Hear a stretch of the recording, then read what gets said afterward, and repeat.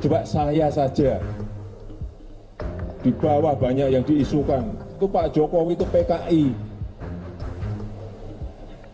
Banyak yang seperti itu coba. Padahal PKI dibubarkan tuh tahun 65. Saya lahir 61, berarti saya baru umur 3-4 tahun. Masa ada PKI balita? Saat ini anak-anak muda kebius oleh teori tiga kuda merangkak, yaitu bahwasanya G30 PKI tidak lain adalah dari Rekayasa Soeharto untuk merebut jabatan presiden. Dan ini adalah tidak benar. Merangkak yang pertama yaitu teman-temannya di Angkatan Darat dibinasakan, dibasmi.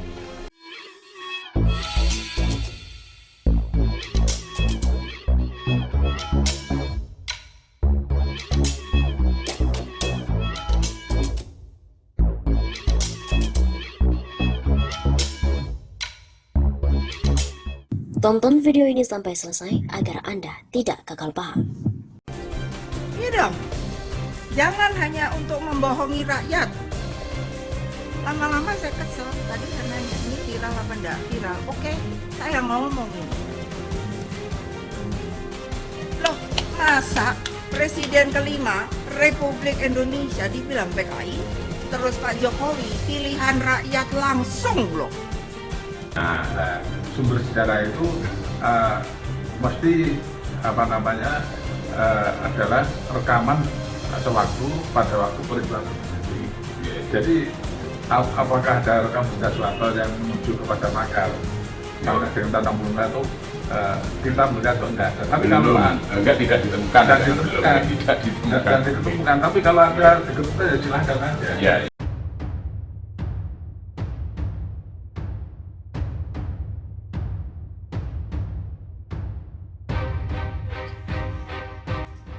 Telah ditemukan dokumen PKI dengan target mendirikan negara komunis. Seorang sejarawan Universitas Negeri Surabaya atau UNESA, Profesor Dr. Aminuddin Kasdi, mengaku menemukan dokumen kecil berisikan rencana pemberontakan PKI dengan target untuk mendirikan negara komunis di Indonesia. Kemudian menghimbau masyarakat untuk tetap waspada dengan isu-isu seolah-olah PKI itu tidak kejam. Masyarakat harus tetap waspada dengan isu-isu yang seolah-olah PKI itu tidak kejam, bukan anti agama dan tetap berjuang untuk NKRI. Begitu kata Dr. Aminuddin Kasdi dalam suatu diskusi kecil di Surabaya beberapa waktu yang lalu. Menurut peneliti kelahiran Nganjuk, Jawa Timur, 9 Januari 1948 itu, semua isu yang mengaburkan kekejaman Partai Komunis Indonesia atau PKI itu tidak didukung bukti historis. Saya justru menemukan dokumen kecil berisikan rencana pemberontakan PKI dengan target untuk mendirikan negara komunis Indonesia.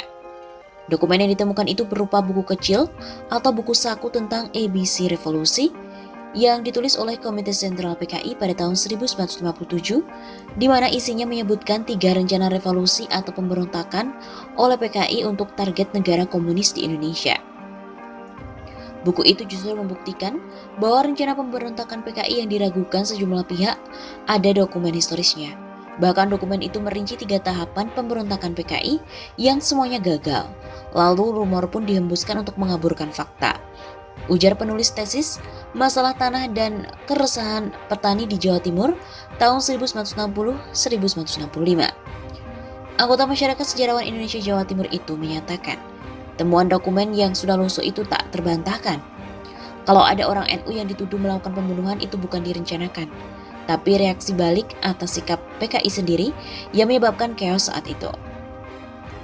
Mantan aktivis pelajar Islam Indonesia, PII tahun 65, kemudian GP Ansor tahun 68, Himpunan Mahasiswa Islam dan juga Muhammadiyah itu mengungkapkan, sikap PKI memang menyakitkan.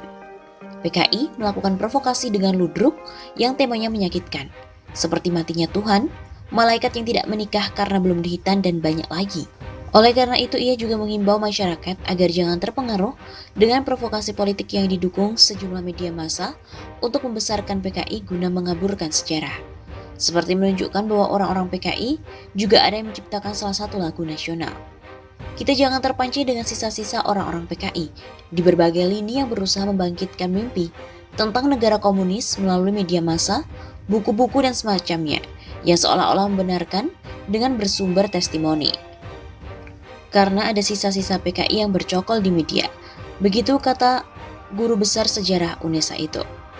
Testimoni itu mungkin saja benar dan ia menilai, namun testimoni itu bersumber dari individu yang tidak mengetahui skenario besar dari PKI untuk mendirikan negara komunis di Indonesia. Saya bukan hanya testimoni, saya mempunyai bukti yang sangat gamblang dari dokumen PKI sendiri yang dikeluarkan oleh Cici PKI yang dipimpin oleh DNIDIT itu. Jadi rencana negara komunis Indonesia itu fakta historis. Dalam video wawancara khusus, Profesor Aminuddin Kasdi juga meluruskan propaganda yang beredar menyebut G30 SKPKI merupakan rekayasa dari Soeharto.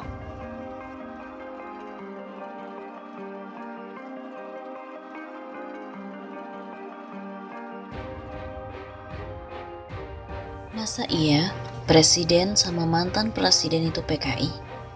Kegeraman Ketua Umum PDIP Megawati Soekarno Putri yang merasa dituduh dirinya dan juga Presiden Joko Widodo PKI itu belum tentu benar. Begitulah yang diungkapkan oleh Direktur Indonesia Political Review IPR Ujang Komarudin kepada kantor berita politik RMOL pada hari Sabtu 31 Oktober. Masa iya presiden dan mantan presidennya PKI? Kan tak benar dan aneh, ujar Ujang.